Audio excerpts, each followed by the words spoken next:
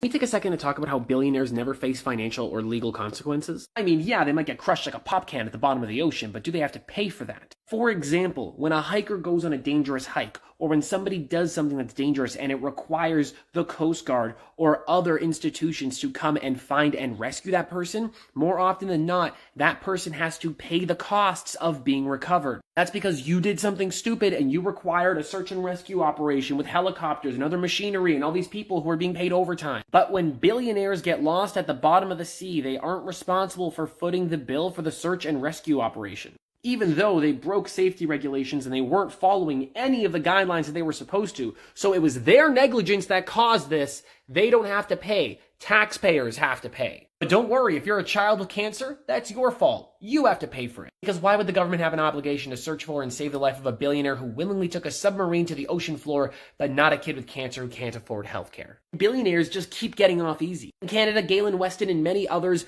fixed the price of bread for years. What was their fine? $50 million.